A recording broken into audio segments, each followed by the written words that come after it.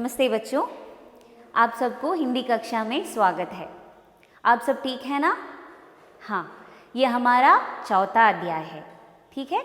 अच्छा, ये बताइए हमने पिछली कक्षा में क्या पढ़ा था? हाँ, हमने एक कविता पढ़ी थी, है ना? उसका नाम क्या था? सुख दुख। हाँ, आज हम एक नया पाठ पढ़ेंगे जिसका नाम है पिता का प्रायश्चित। ये देखिए, इकाई 2 पाठ 2 पिता का प्रायश्चित। तो ये देखिए बच्चों, ये जो है यह एक संस्मरण है। क्या है? संस्मरण। आपको ऐसे प्रश्न मिलेंगे परीक्षा में, पिता का प्रायश्चित किस विधा की रचना है? तो ये एक संस्मरण है और इसे लिखा है अरुण गांधी ने। ठीक है। और यहाँ हम इसका अनुवादित रूप देख रहे हैं, अनुवाद किया गया रूप देख रहे हैं और उसे अनुवाद किया है अरविंद गुप्ता ने। ठीक है। पाठ में प्रवेश करने से पहले ये बताइए, क्या आपको पता है कि अरुण गांधी कौन है? नहीं? कोई बात नहीं, हम देखेंगे कि ये अरुण गांधी कौन है। ठीक है। ये किसका चित्र है? ये हमारे राष्ट्रपिता गांधी जी का चित्र है ना? मोहनदास करमचंद गांधी का चित्र है ना? ये देखिए, ये हमारे गांधी जी के परिवार का चित्र है। यहाँ आप देख सकते हैं कि गांधी जी की पत्नी और उनके 4 बेटों का चित्र यहाँ दिया गया है। ठीक है।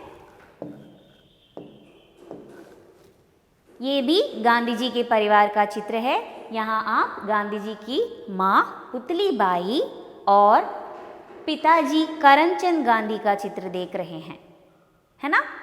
ये देखिए, ये गांधी जी का चित्र है और ये उनकी पत्नी कस्तूरबा गांधी का चित्र है। उनके 4 बेटे थे, हमारे गांधी जी के 4 बेटे थे और उनका नाम है, पहला बेटा हरिलाल गांधी, दूसरा मणिलाल गांधी, तीसरा रामदास गांधी और चौथा देवदास गांधी। तो ये है गांधी जी के परिवार का चित्र। ठीक है।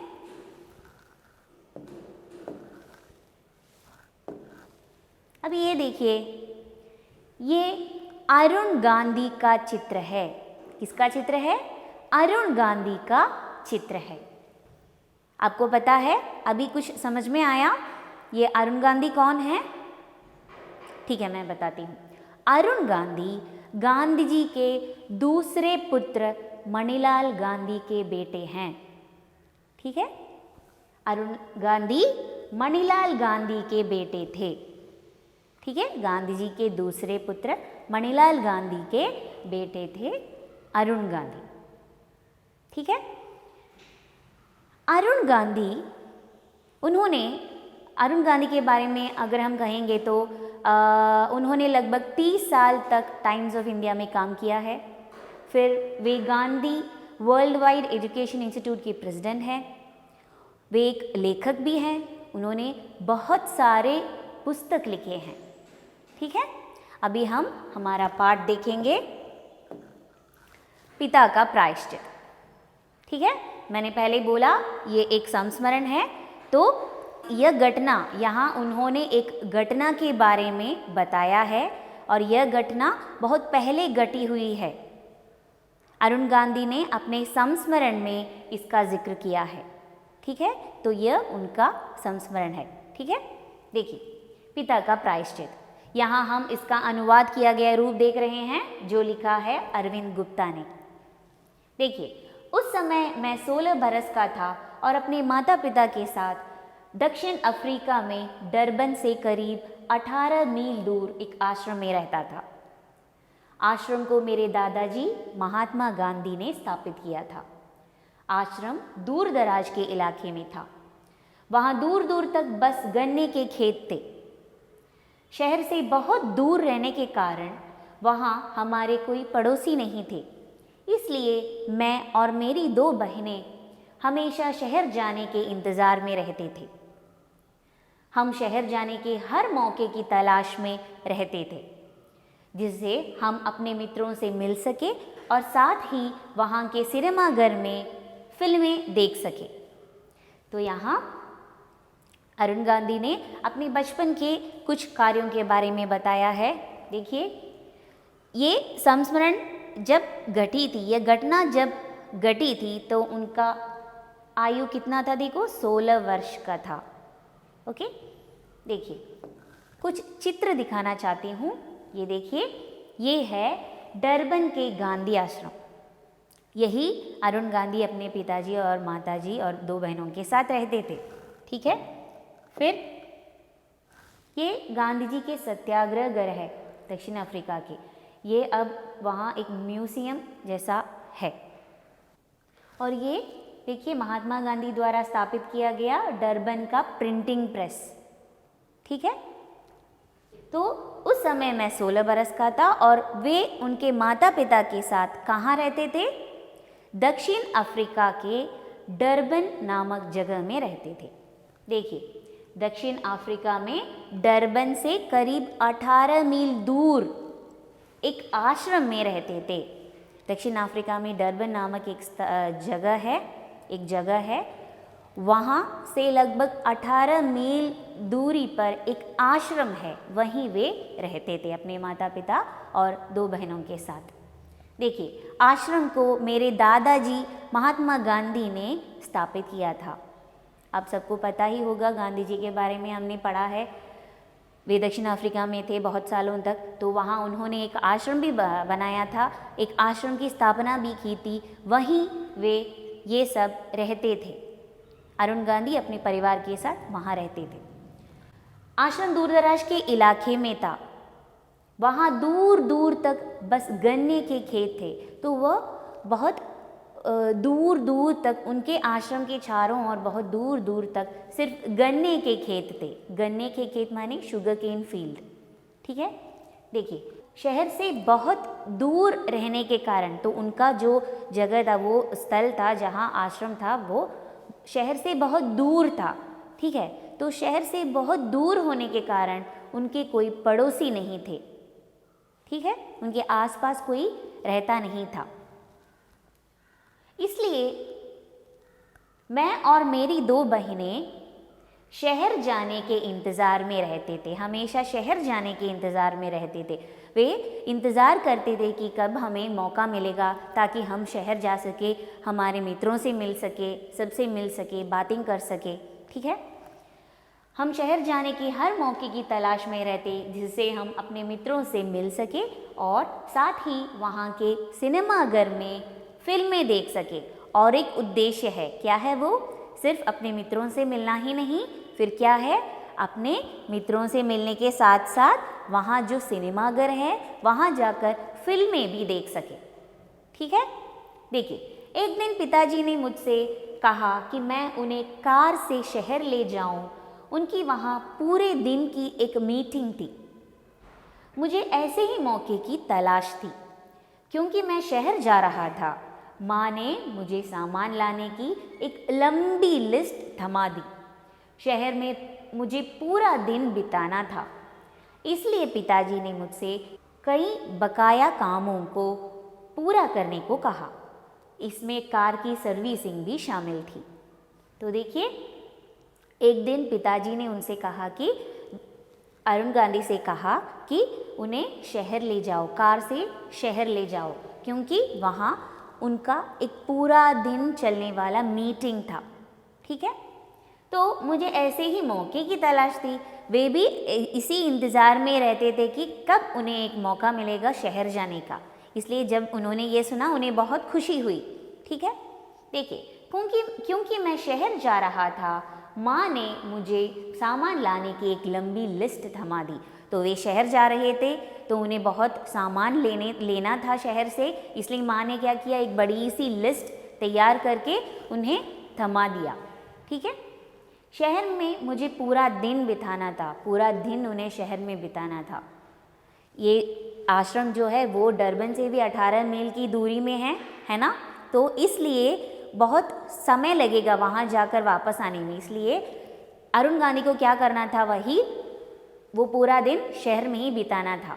ठीक है, इसलिए पिताजी ने क्या किया, अरुण गांधी को बहुत सारे बकाया कामों को पूरा करने के लिए कहा। बकाया काम माने बचा हुआ काम, लेफ्ट ओवर वर्क्स। तो शहर में बहुत बकाया काम बचे थे करने के लिए, वो सब अरुण गांधी से करने के लिए कहा।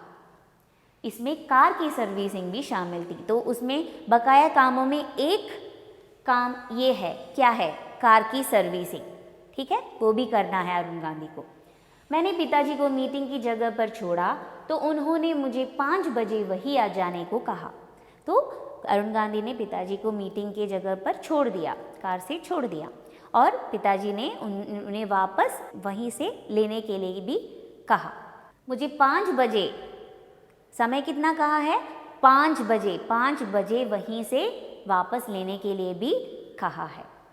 बताए गए कामों को फटाफट निपटाने के बाद मैं झट से सिनेमाघर में घुस गया। तो बकाया काम जो भी है वो सब झटपट निपटाने के बाद, निपटाना माने तो फिनिश, निपटाने के बाद मैं झट से सिनेमाघर में घुस गया। मैं जल्दी से बकाया कामों को पूरा करके मैंने क्या किया, निपटा के मैंने क्या किया, मैंने झट से सिनेमाघर में घुसा। वहाँ जॉन बेन की एक दिलचस्प फिल्म देखते देखते मुझे समय का बिल्कुल ध्यान नहीं रहा। वहाँ सिनेमाघर में जॉन बेन की एक दिलचस्प फिल्म चल रही थी। दिलचस्प माने इंटरेस्टिंग। दिलचस्प फिल्म देखते देखते मुझे समय के बारे में कुछ भी ध्यान नहीं आया, ठीक है। देखिए, मुझे समय का बिल्कुल ध्यान नहीं रहा, और जब ध्यान आया तब शाम के 5:30 बज चुके थे। तो सिनेमा घर में वो जॉन बेन की फिल्म देख रहे थे। तो फिल्म देखते देखते समय कितना हो गया? 5:30 बजे हो गया, ठीक है। जब उन्हें ध्यान वापस आया तब शाम 5:30 बज चुके थे। मैं झटपट गैरेज पहुंचा। वहां से कार लेकर जब मैं पिताजी के पास पहुंचा तब तक शाम के 6 बज चुके थे। पिताजी ने पहले 5 बजे उन्हें लेने के लिए कहा था, लेकिन सिनेमा देखते देखते 5:30 बज गए थे। उसके बाद अरुण गांधी ने झट से गैरेज पहुंच के वहां से कार निकाला, और जब पिताजी को लेने वे वहां पहुंचे तब तक समय कितना था? 6 बज चुके थे, शाम के 6 बज चुके थे। देखिए, पिताजी बेसब्री से मेरा इंतज़ार कर रहे थे। पिताजी को बहुत डर भी हो रहा था। 5 बजे लेने के लिए कहा था, लेकिन ये लड़का 6 बजे तक नहीं आया और वे बहुत इंतज़ार में थे, ठीक है, बेसब्री से इंतज़ार कर रहे थे। देखिए, उन्होंने उत्सुकता पूर्वक पूछा तो आखिर अरुण गांधी पहुँचे और क्या हुआ? पिताजी ने उत्सुकता पूर्वक उनसे पूछा, अरुण गांधी से पूछा, तुम लेट क्यों हुए? उन्हें यह बताते हुए मुझे बहुत शर्म आ रही थी कि मैं जॉन बेन की एक पश्चिमी फिल्म देख रहा था, इसलिए मैंने कह दिया कि कार तैयार नहीं थी, इसलिए मुझे वहाँ देर हो गई। तो पिताजी इतने उत्सुकता पूर्वक मुझसे पूछ रहे हैं कि क्या हुआ, तुम लेट क्यों हुए? तब मुझे और कुछ नहीं सूझा। मैं झूठ बोल पड़ा, मैं झूठ कह पड़ा। क्या कहा अरुण गांधी ने? उन्हें यह बताते हुए मुझे शर्म आ रही थी कि मैं फिल्म देख रहा था और मुझे वहाँ देरी हो गई, इसलिए मैंने क्या किया? मैंने पिताजी से झूठ बोला।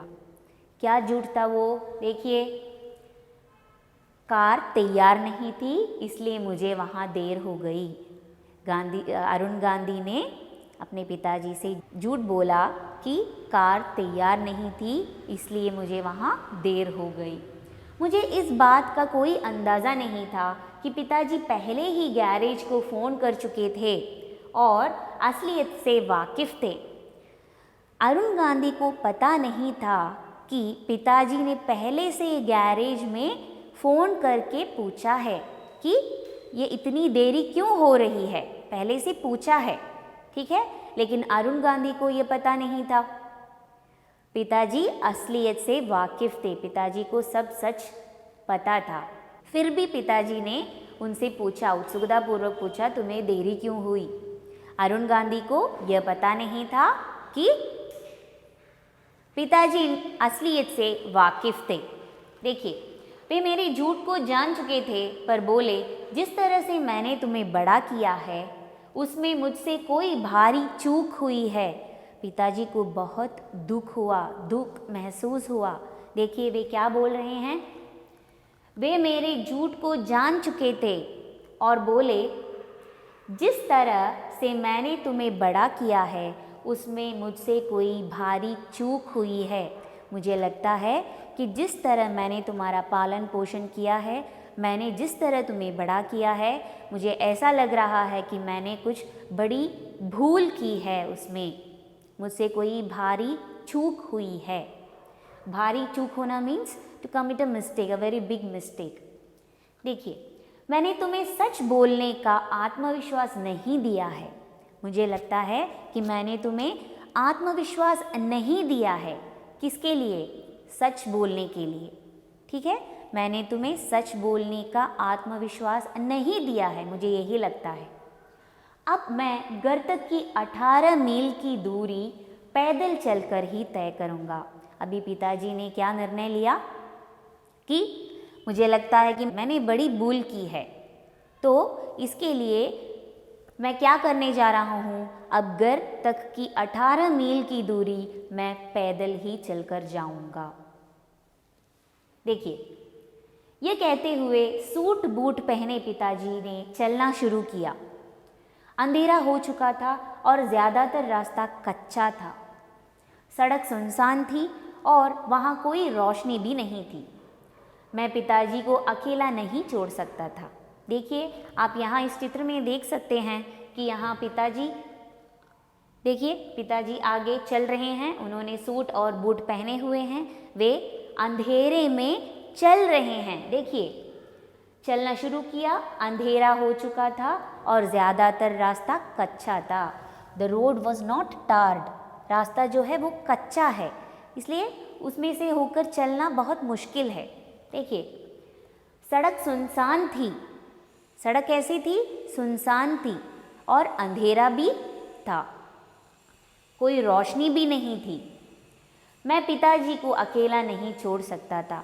This is the situation there. See, देखो, अंधेरा हो चुका था, सड़क सुनसान थी, रोशनी नहीं थी, रास्ता कच्चा था। इसलिए अरुण गांधी कह रहे हैं कि मैं पिताजी को अकेला छोड़ नहीं सकता था। इसलिए देखिए, पीछे पीछे अरुण गांधी बत्ती जला के कार धीरे धीरे चला रहे हैं। देखा? इसलिए 5.5 घंटे तक मैं उनके पीछे पीछे धीमी गति से कार चलाता रहा। 5.5 घंटे। देखिए, जस्ट इमेजिन, देखिए 18 मील की दूरी पिताजी पैदल चलकर जा रहे हैं और उन्हें घर पहुंचने तक कितना समय लगा? 5.5 घंटे, 5.5 hours। 5.5 घंटे तक मैं उनके पीछे पीछे धीमी गति से कार चलाता रहा। धीमी गति से अरुण गांधी उनके पीछे पीछे कार चलाते रहे और मेरे झूठ पर पिताजी को प्रायश्चित करते हुए देखता रहा। मैंने जो झूठ बोला है, मैंने जो भूल की है, उस पर मेरे पिताजी को प्रायश्चित करते हुए मैं देख रहा था।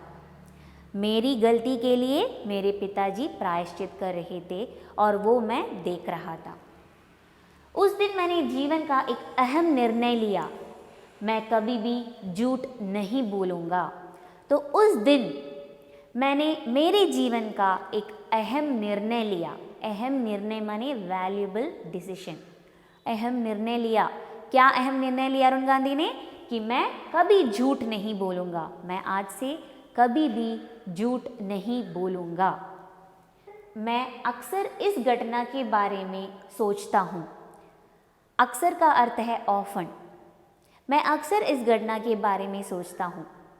देखिए, अगर पिताजी ने मुझे अन्य पालकों की तरह सज़ा दी होती तो क्या मैंने कोई सबक सीखा होता?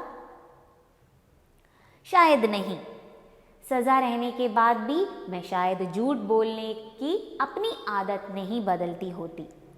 परंतु इस अहिंसक घटना का मेरे ऊपर बहुत गहरा असर हुआ। मुझे लगता है जैसे यह घटना कल ही घटी हो। अहिंसा की यही शक्ति है। देखिए, अरुण गांधी कह रहे हैं कि मैं अक्सर इस घटना के बारे में सोचता हूँ और सोचते सोचते मुझे ऐसा लगता है कि अगर पिताजी ने मुझे अन्य पालकों की तरह, यहाँ पालक माने पालन करने वाले यानी पेरेंट्स, अगर पिताजी ने अन्य पालकों की तरह अगर मेरी गलती पर मुझे कोई सज़ा दी होती तो क्या होता? क्या मैं कोई सबक सीख सकता था? शायद नहीं। सज़ा रहने के बाद भी मैं शायद झूठ बोलने की अपनी आदत नहीं बदलती होती, क्योंकि अगर जब भी हम कोई गलती करते हैं और हमारे माता पिता हमें कुछ सज़ा देते हैं उसके लिए, तो हम क्या करते हैं? थोड़ी देर के लिए उस सज़ा के बारे में सोचते हैं, थोड़ी देर के लिए हम वो गलती नहीं दोहराते, है ना। फिर बाद में, कुछ देर बाद में हम वही गलती शायद फिर से दोहराएंगे, है ना। यही अरुण गांधी यहाँ बता रहे हैं, अगर पिताजी ने अन्य पालकों की तरह अगर मुझे सज़ा दी होती तो शायद मैं थोड़ी देर के लिए ऐसे रह के फिर से मैं वही गलती दोहरा बैठता।